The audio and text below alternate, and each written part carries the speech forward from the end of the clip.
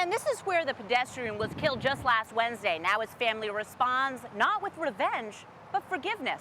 When you think hot summer days, you think lemonade, ice cream, and the beach, but the economy is certainly rattling that picture. Right here at Rhode Island College, 250 students depend on this loan, and that number now may be increasing. Tree huggers, listen up. If you live in this neighborhood, you might be seeing a lot less nature. I'm Leslie Yeransian. I'll tell you why. Just a decade ago, Rule says he caught 5 million pounds of seafood off his boat.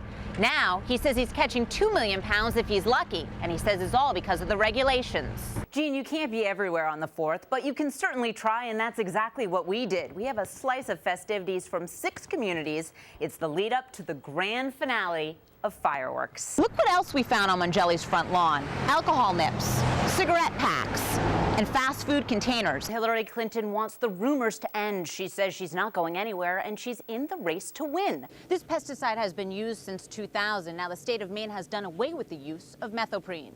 Leslie Yeransian, NBC 10 News, live in Newport. This story is all about luck, timing, and technology. See this little $30 webcam? It's the key to the crime in a case where the term Big Brother might actually be a good thing.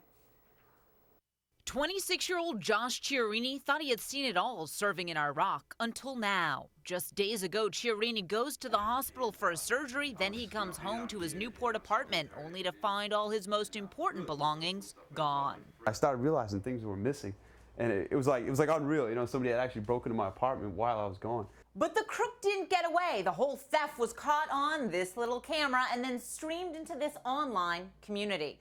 And here's the footage that busts the woman for breaking and entering. Just going to town. There goes my keyboard, that wireless keyboard, stuffs it in there. There's my laptop right there. She's got to unplug the network cable right there, stuffs my laptop into the bag. It's incriminating video that even rattles the online site Silicon Valley head. This is probably the most compelling story that I've seen come out of online broadcasting. It's technology that helps the Newport police cinch the case. This was an amazing outcome. We have so many breaking and entering complaints, and it's very rare that we can solve one, we can get all the property back, and it's very rare when we have the kind of evidence we had with this case. I was all depressed and I was in a lot of pain because I had just come out of surgery. You know, I'm sitting on my couch and all of a sudden all my pain was gone. I was like, you know, justice never felt so good. And justice has been served. The Newport police say the woman, Becky Fath, caught on camera has quite a history with the police department. On this case, she's been arraigned for breaking and entering in district court. In the newsroom, I'm Leslie Yeransian for NBC 10 News. Patrice and Jean, there are more than 800 homes in Providence foreclosed on and boarded up. Add to that this fact, the price of copper at an all-time high, and that equals a booming crime spree in a shaky economy. Copper water lines stolen out of this bathroom on Hanover Street in Providence. The kitchen sink completely lifted from this countertop, and this wall destroyed for copper pipes. That's not all copper in here, or they would have cut that off. Police officer Mary Day says anything that's not attached gets taken. I think drugs is a major factor. Right. It's an easy way to make some 20, 30 bucks for drug money. You can't paint a much clearer picture. Right here, you've got copper baseboards all removed on this table, syringes, alcohol on the floor, condoms, and even a blanket back here. And police say there's not much they can do to stop this behavior. Technically, it's a break and entering without the consent of the owner, but you have to have the owner's complaint to press charges. The police department can't be a complainant. And that's the biggest problem here. Day says banks own most of these foreclosed properties, but because the police usually can't get in touch with the banks, the copper thieves get arrested, only to be let go. And Day says it's back to the same routine of stealing copper and then selling the copper at scrap metal yards. The owners of J. Broomfield and Sons wouldn't go on camera, but they say just 5 years ago, their company was buying copper for 70 cents a pound, and now it's at $2.50 a pound. The police department has asked these scrap metal yards to take down license plate information and ID suspicious individuals. But police say it's difficult to get scrap yards to cooperate. I just got off the phone with the Providence police, and they tell me that another big problem is copper gutters. They're getting stolen off homes every day. The situation is so bad in other states that new laws are forcing scrap metal yards to get sellers' thumbprints and driver's license and keep it on record for 2 years. Leslie Yeransian, NBC 10 News, live in the newsroom. I think they deserve some respect. Larry Novotny carved his initials in his neighborhood tree more than 40 years ago. Now red X's mark the old oaks and maples. I'd like to see them pruned and taken care of and respected. I mean, these trees deserve it. Mother Nature really deserves it. Between people and machinery, you'll be seeing a lot less green and a lot more stumps. Just a few years ago, National Grid started the New England Hazard Tree Mitigation Program. Its purpose? To identify dead and dying trees and remove them to ensure reliable electrical service.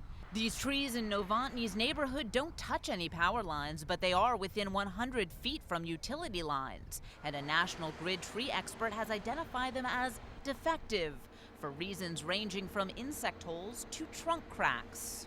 This is one of the 42 trees that's marked for removal. It's a tree that brings life to the neighborhood, life that the town says it promises to replace. Every effort will be made to pursue grant funds that are available through DEP with the support of the utility company to be able to replace as many trees as possible.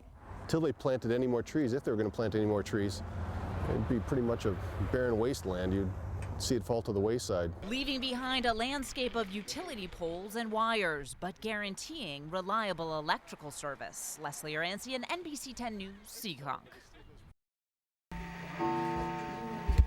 The sound of voices and footsteps, the sight of shadowy figures, sends shivers up the spines of those who enter the Lizzie Borden house. I've been pushed around by spirits. I've had my legs lifted up off the bed from spirits. We've caught voices on tape recorders that you couldn't hear with your own ears, which are known as EVP.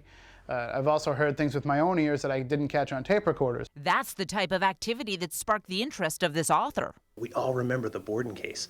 It's still captivating. 100 years later, we're just absolutely gripped by this story because she was the O.J. Simpson of the 1890s. Lizzie Borden was found not guilty on charges of killing her father and stepmother. This is the room where Mrs. Borden was found dead on the floor. And here's the couch where Mr. Borden was found dead.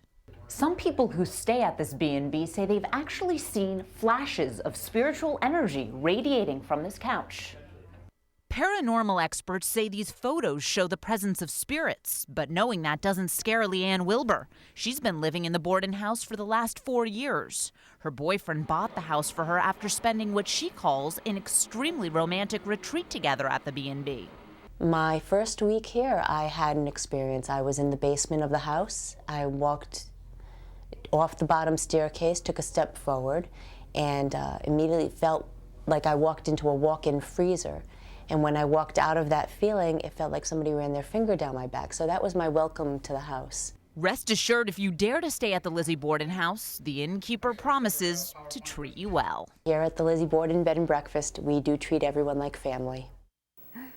I don't know about you, Michelle, but I'm not so sure I want to be treated like family in the Lizzie Borden house. But if you do, and you want to get a tour of the house, the innkeeper says the door is open 7 days a week. Leslie Yeransian, NBC 10 News, live in the newsroom.